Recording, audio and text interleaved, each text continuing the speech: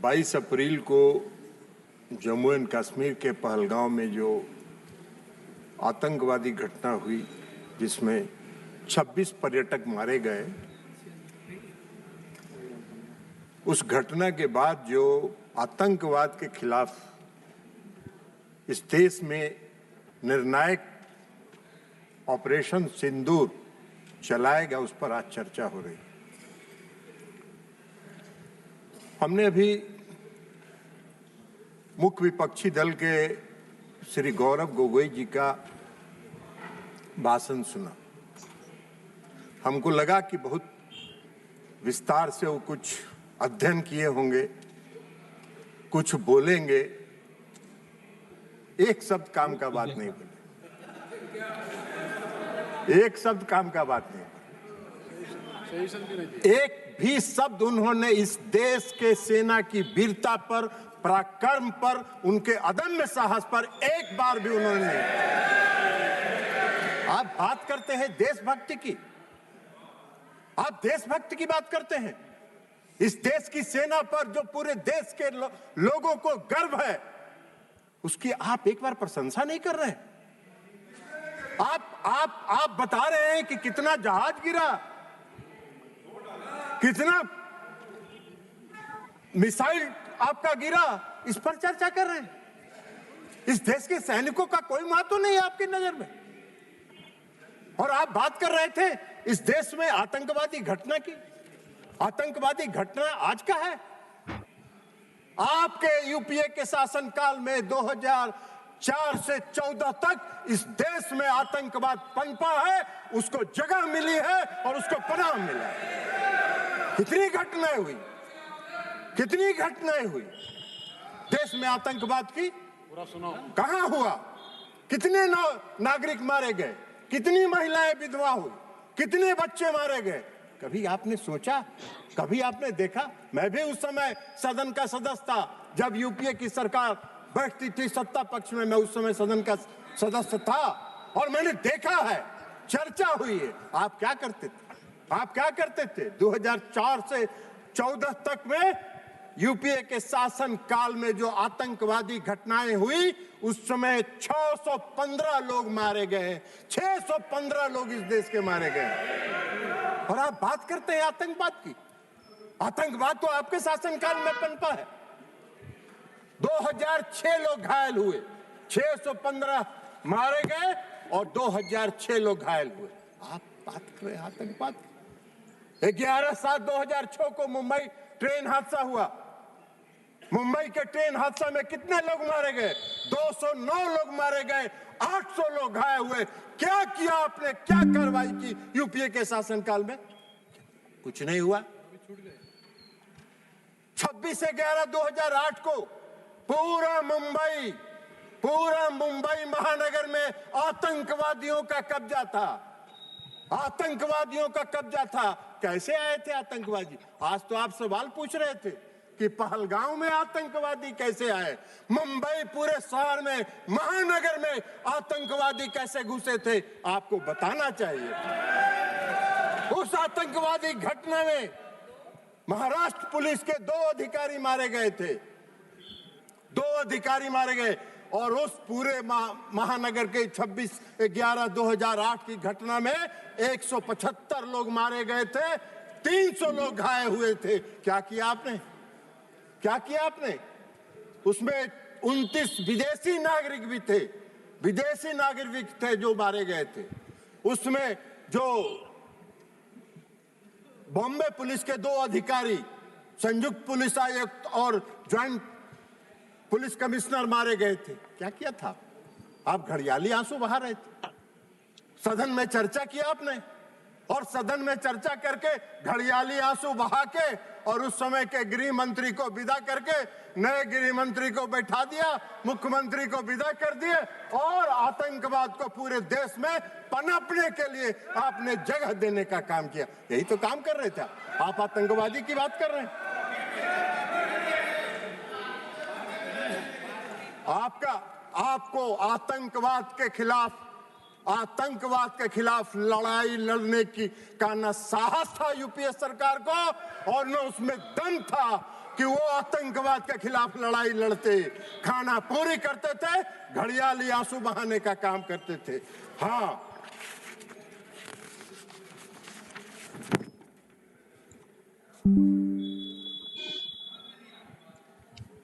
और उसको भी बता दें कि उस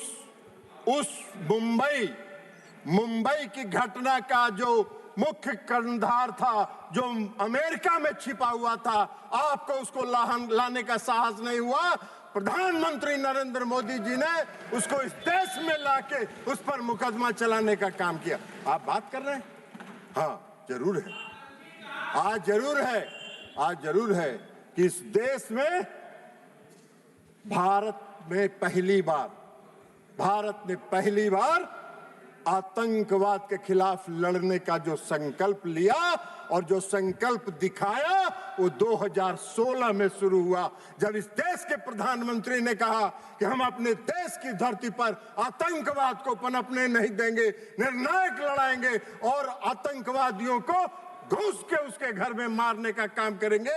यह संकल्प प्रधानमंत्री नरेंद्र मोदी जी ने दिखाया। 2016 में उरी की घटना हुई, 25 लोग मारे गए, 25 सैनिक मारे गए, उरी की घटना। और 25 सैनिक मारने के बाद देश के प्रधानमंत्री ने निर्णायक लड़ाई लड़ते हुए सर्जिकल स्ट्राइक किया और पाकिस्तान की सीमा में घुसकर पाक आतंकवादियों को समाप्त करने का काम किया। यह प्रधानमंत्री ने इस संकल्प के साथ काम किया, आतंकवाद के खिलाफ लड़ाई लड़ने का काम किया। आपको कहां दिखाई दे? आतंकवादी प्रशिक्षण केंद्र समाप्त हुए सर्जिकल स्ट्राइक में, सैकड़ों आतंकवादी मारे गए। और फिर दोबारा आतंकवादियों ने साहस किया। फरवरी में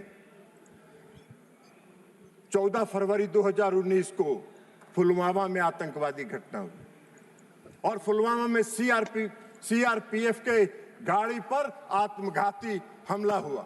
और उस आत्मघाती हमले के बाद आदरणीय प्रधानमंत्री नरेंद्र मोदी जी के नेतृत्व वाली सरकार ने अपने संकल्प को फिर दोहराया और एयर स्ट्राइक करके पूरे प्रशिक्षण केंद्रों को तबाह किया। जैसे मोहम्मद के लश्करे के सारे प्रशिक्षण केंद्रों को तबाह करने का काम किया। आप मोदी जी को सिखा रहे हैं आतंकवाद के खिलाफ लड़ाई लड़ने का। आप तो आतंकवाद के खिलाफ क्या लड़ाई लड़े थे? इतना दिन देश में शासन किए। आजादी के बाद से तो सबसे ज्यादा शासन आप ही लोगों ने किया है। तो आपको बताना चाहिए था कि हमने ये काम किया था। आप तो कुछ किए नहीं, तो 0 सन्नाटा है। तो 0 सन्नाटा में क्या कहिएगा? तो खोज रहे हैं। अभी बोल रहे थे पहलगांव में आतंकवादी किन उद्देश्यों के साथ आया, उसका भी व्याख्यान आप ही कर रहे थे कि इन उद्देश्यों के साथ पहलगांव में आतंकवादी घुसे थे। आपसे पूछ के घुसे थे क्या वो लोग? आपको कैसे जानकारी है कि वो किस उद्देश्य के साथ लेके घूमे? अरे ऐसा बात मत करिए। कम से कम देश की एकता और अखंडता के साथ मजाक मत करिए। देश की एकता और अखंडता के साथ देश की सरकार के साथ खड़ा रहने का काम कीजिए। नहीं तो कोई नहीं। विश्वसनीयता तो प्रतिदिन समाप्त हो ही रही है। आने वाले समय में कोई पूछेगा भी नहीं, यह भी जान लीजिए। तो इसलिए एयर स्ट्राइक किया प्रधानमंत्री जी ने। पुलवामा की घटना के बाद 26 अप्रैल को बालकोट में घुस के एयर स्ट्राइक करके आतंकवादियों के प्रशिक्षण केंद्र को समाप्त करने का काम किया। ये प्रधानमंत्री का संकल्प था, ये मोदी जी का संकल्प था। यूपीए के किसी सरकार के प्रधानमंत्री ने यह संकल्प नहीं लिया था। ये काम मोदी जी ही कर सकते हैं, दूसरा कोई नहीं कर सकता है। और अब ऑपरेशन सिंदूर पर आइए। 22 अप्रैल को पहलगाम में घटना हुई और 22 अप्रैल को पहलगाम में जब घटना हुई तो अरे जाओ ना यार, वहां वोट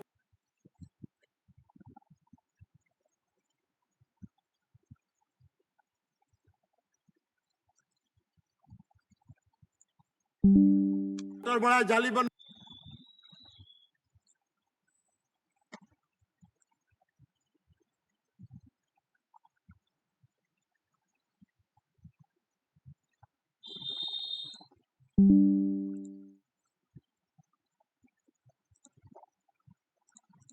वो उधर जाके देखो।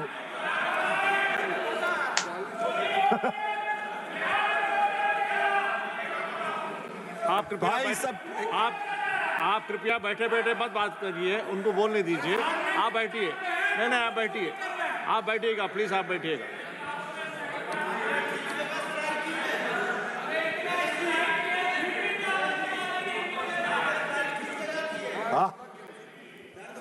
उनको होए नस पकड़ा गया है, असली नस पकड़ा गया। इलाज भी अगर देखिए, आपको एक चीज बता देते हैं, अगर असली बीमारी पकड़ा जाता है तो उसका इलाज भी परफेक्ट होता है। डायग्नोसिस अगर सही हुआ तो ट्रीटमेंट, डायग्नोसिस अगर डायग्नोसिस सही हुआ तो ट्रीटमेंट भी पक्का होगा। आपकी बीमारी समाप्त हो जाएगी, चिंता मत करिए। आप बैठिएगा। आप नहीं, जब भी बोलेंगे, आप जब मौका देंगे तभी बोलेंगे। और सभापति महोदय, प्लीज एड्रेस द चेयर। सभापति महोदय, 22 अप्रैल को पहलगांव में घटना हुई। हमारे पूरे देश के पर्यटक वहां गए थे, घूमने गए थे, परिवार के साथ गए थे, छुट्टियां मना रहे थे और आतंकवादियों ने हमला किया। 26 लोग मारे गए। 26 लोग मारे गए। हमारे देश के प्रधानमंत्री जी की आप उनकी आत्मा जो इस देश में बसती है, इसको महसूस करना चाहिए। वो यात्रा स्थगित करके, विदेश की यात्रा स्थगित करके देश में तत्काल वापस आने का काम उन्होंने किया। और इसलिए कि उनको दर्द था इस बात का। सुन लीजिए ना यार, बैठिए ना, प्रवचन मत दो ना यार, तमाशा कर रहे हो।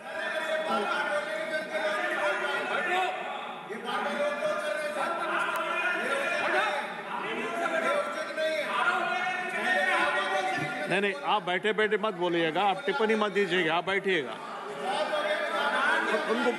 उनको बोलने दीजिए। नहीं प्लीज, नहीं, आप जो भी बोले रिकॉर्ड में नहीं आएगा, आप बैठ जाइए। तो सभापति महोदय, कश्मीर तो वो गए जिनको तफरीह करना था। इस देश के प्रधानमंत्री को एक्ट करना था ना, तो इस देश के प्रधानमंत्री को एक्ट करना था, तो कश्मीर जिनको तफरीह करना जाना था वो गए। इन्होंने एक्शन लिया और एक्ट किया, और एक्ट कर जो किया वही तो बात आपको बता रहे हैं। तो इसमें घुसेगा तब ना, ये तो ऊपर से निकल जाता है काम का बात। तो इसलिए 22 अप्रैल को प्रधानमंत्री घटना हुई आए। 24 अप्रैल को प्रधानमंत्री जी, अभी रंजन गोगोई जी कह रहे थे कि चुनाव पर, ये गौरव गोगोई जी कह रहे थे, सॉरी गौरव गोगोई जी कह रहे थे कि चुनाव प्रचार कर रहे थे। चुनाव प्रचार में नहीं गए थे, अपने को करेक्ट किया कीजिए, बोलिए भी तो करेक्ट करिए।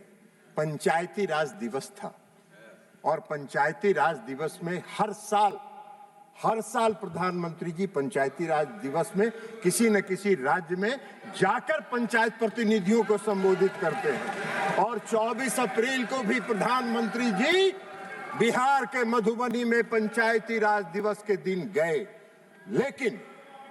लेकिन वहां जाके उन्होंने जो कहा, पहली बार पहलगाम की घटना पर एक शब्द उन्होंने कहा कि घटना से मर्माहत हूं, और इसका जवाब कल्पना से परे पाकिस्तान को मिलेगा, कल्पना से परे पाकिस्तान को मिलेगा। यह एक लाइन में उनकी संकल्प शक्ति का दृष्टिगोचर हो रहा था कि उनके दिमाग में क्या है। और मधुबनी में जो आतंकवाद के खिलाफ लड़ने का उनका संकल्प था, उसमें उन्होंने पहली बार मैंने देखा आज तक, 14 से लेके आज तक में, कि प्रधानमंत्री नरेंद्र मोदी जी ने अंग्रेजी में भाषण दिया कुछ देर, और इसलिए दिया कि उन्होंने पूरे दुनिया को, विश्व को संदेश दिया कि हम आतंकवाद के आगे झुकने वाले नहीं हैं, आतंकवाद के खिलाफ हम निर्णायक लड़ाई लड़ेंगे, और विश्व को अपनी दृढ़ इच्छा शक्ति का संदेश उन्होंने इसके माध्यम से लिया और आतंकवाद के खिलाफ लड़ाई का उन्होंने संकल्प लिया। प्रधानमंत्री जी ने अभी, रक्षा मंत्री जी ने विस्तार से बताया। वो सब बात तो आपके दिमाग में घुसा नहीं होगा, तो ऊपर से निकल गया होगा। तो इसलिए अभी रक्षा मंत्री जी ने बताया कि वहां से आने के बाद लगातार वो अपने तीनों सेना और चीफ ऑफ डिफेंस स्टाफ के साथ बैठक करते रहे और सबों के साथ उन्होंने पूरी बात चर्चा सुनी और एक बात उन्होंने स्पष्ट तौर पर पूरे देश को बताया कि मैंने अपनी सेना को पूरी छूट दी है, उसको डेट तय करने का, समय तय करने का और क्या एक्ट करना है ये तय करने का हमने सेना को पूरा छूट दिया।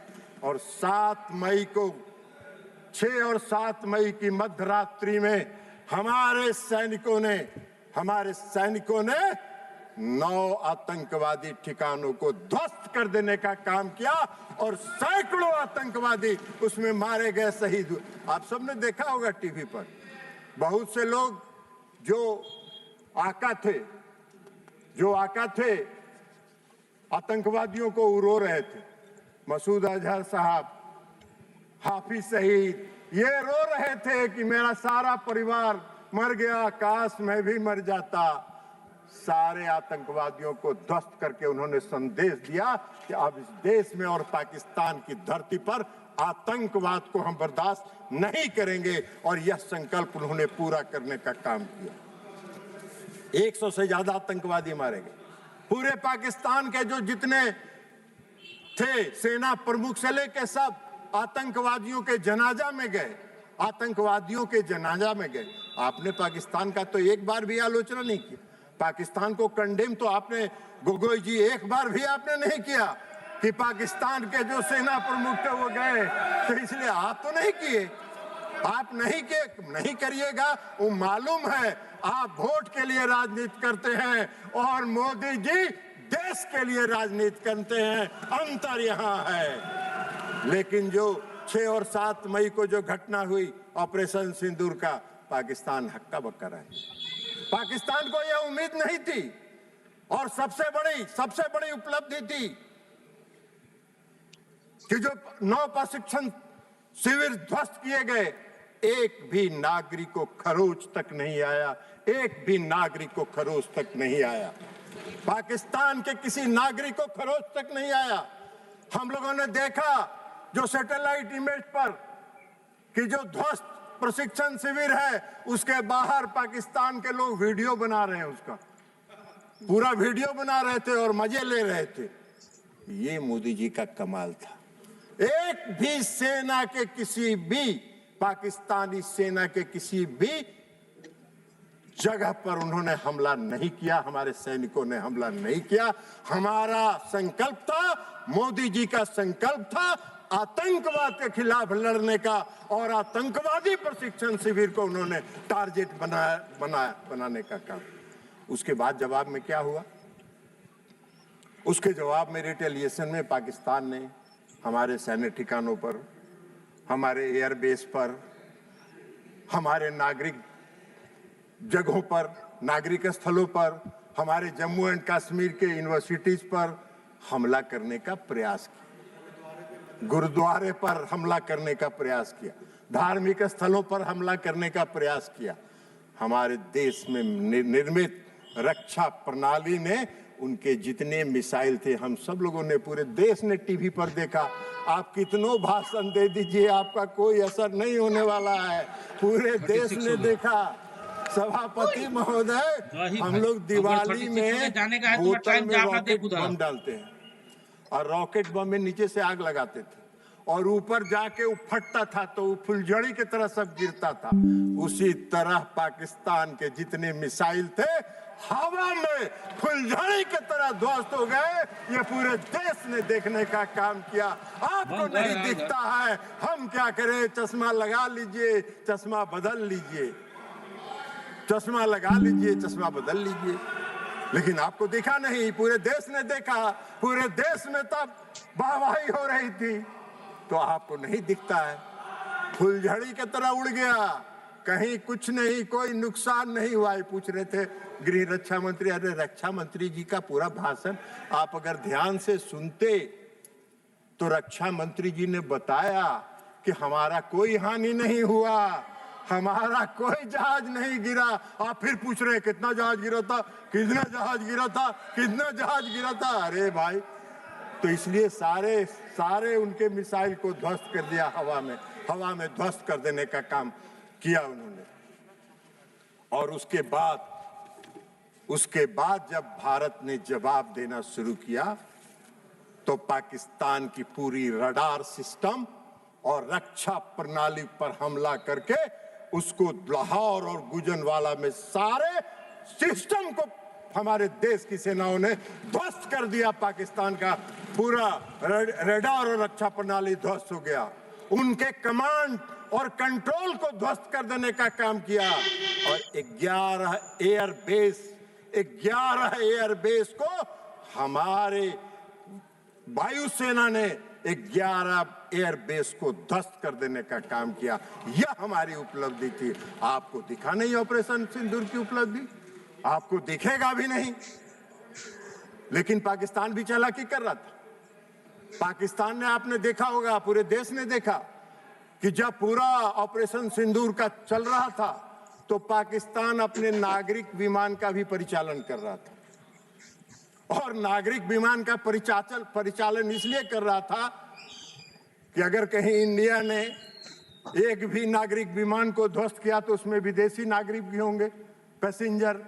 तो पूरे देश में इस देश की, हमारे देश की सेना ने और हमारे नेतृत्व ने उनकी इस चालाकी को समझा और एक भी नागरिक विमान पर खरोच नहीं आया।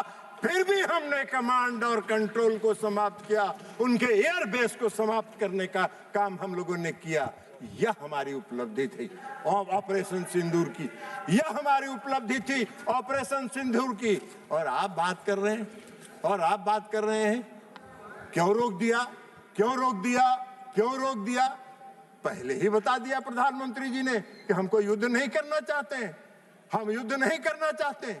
हमारी लड़ाई आतंकवाद के खिलाफ है और आतंकवादियों को और आतंकवाद का अगर प्रश्रय पाकिस्तान की धरती पर मिलेगा तो हम घुस के हमला करेंगे और आतंकवाद को समाप्त करेंगे। प्रधानमंत्री का नहीं था। इसलिए डायरेक्टर जनरल मिलिट्री ऑपरेशन और दोनों देश के डायरेक्टर जनरल मिलिट्री ऑपरेशन ने बैठ के यह तय किया और बैठ के ये तय करके कहा कि भाई हमको युद्ध रोकना है, युद्ध रोक दीजिए। पाकिस्तान घुटने के बल बैठ गया, सारा उनका एयरबेस ध्वस्त हो गया, रडार सिस्टम ध्वस्त हो गया, रक्षा प्रणाली ध्वस्त हो गया। उनको तो कुछ दिखाई ही नहीं पड़ रहा था कि कौन देश, भारत से कौन जहाज किधर से आ रहा है और कहां हमला करके चला जा रहा है। तो अब उनके पास चारा क्या था, उन्होंने घुटना टेक दिया और घुटना टेकने के बाद सीज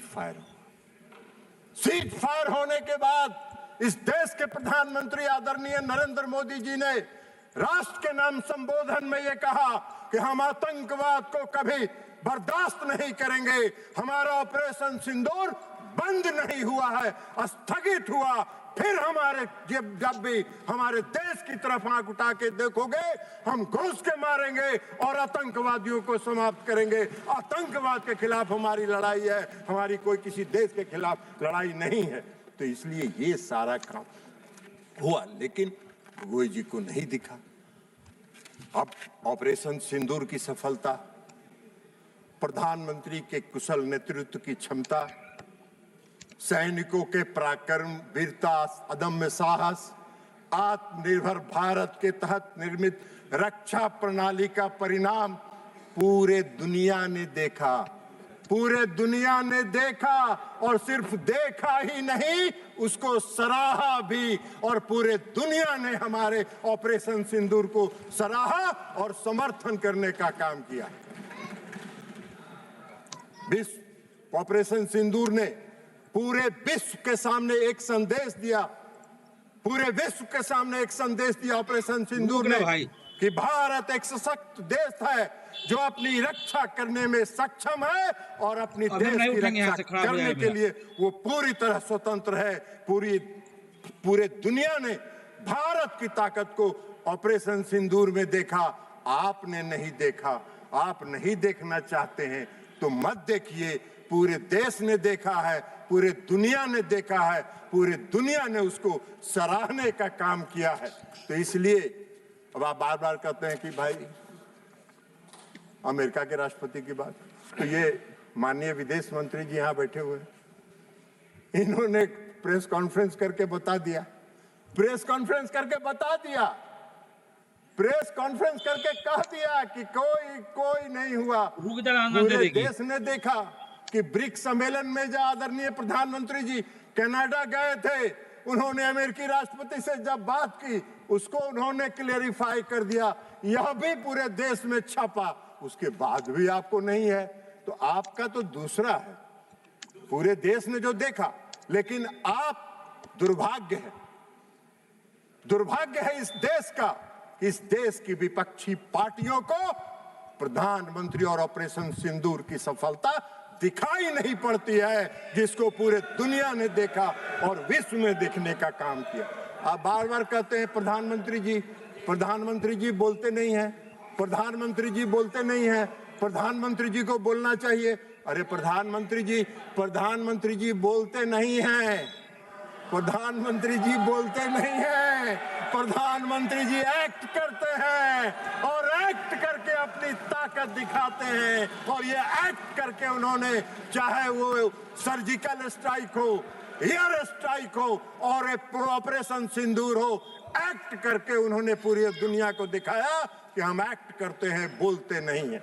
ये आपका काम है, आपका काम है। इसलिए सभापति महोदय जी कि इनके जो विपक्षी पार्टियां हैं और खास करके जो मुख्य विपक्षी पार्टी है, उसका आदर्श गॉवेल्स के बारे में नहीं जानते हैं? गॉवेल्स जो जर्मनी के एक कहावत है, और गॉवेल्स का कहावत भी पढ़ के आपको सुना देते हैं सभापति महोदय। नहीं, गॉवेल्स का जो थ्योरी है, एक झूठ को बार बार बोलने से वह सच हो जाता है। यह एक प्रसिद्ध कहावत है, सुन लीजिए, लेकिन यह सच नहीं है।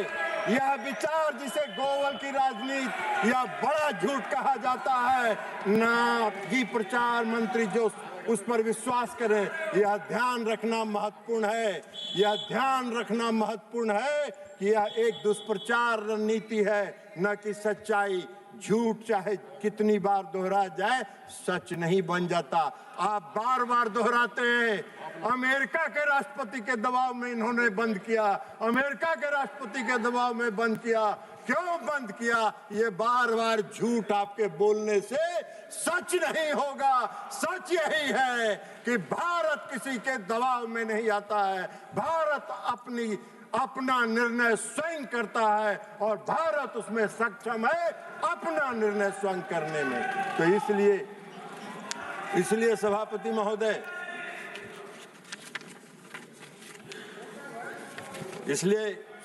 महोदय, इनको ऑपरेशन सिंदूर की सफलता दिखाई नहीं पड़ती। ऑपरेशन सिंदूर एक सफल ऑपरेशन था जो आतंकवाद के खिलाफ लड़ाई का था, और पूरे दुनिया ने और पूरे देश ने इसको सराहा है, इसको स्वीकार किया है। दुर्भाग्य है इस देश का कि हमारे विपक्षी पार्टी हमारी देश की, जबकि उनको चाहिए इस घड़ी में सरकार के साथ, देश की एकता के साथ, देश की अखंडता के साथ, देश में फैल रहे आतंकवाद के खिलाफ लड़ाई में सरकार के साथ रहते नहीं रहे। आज भी हम आपसे आग्रह करेंगे, आप रखिए, रहे बैठिए। आज भी हम कहेंगे, छोड़िए दलगत राजनीति से ऊपर उठिए, दलगत राजनीति से ऊपर उठिए और दलगत राजनीति से ऊपर उठकर राष्ट्रहित के सवाल पर नरेंद्र मोदी के साथ खड़ा होइए, और देश के से आतंकवाद को समाप्त करने में उनके कंधा से कंधा मिला के चलने का काम कीजिए। और अंत में इस देश के सैनिकों की वीरता, पराक्रम और अदम्य साहस के लिए उनको सलाम करते हुए मैं अपनी बात समाप्त करता हूं। बहुत बहुत धन्यवाद।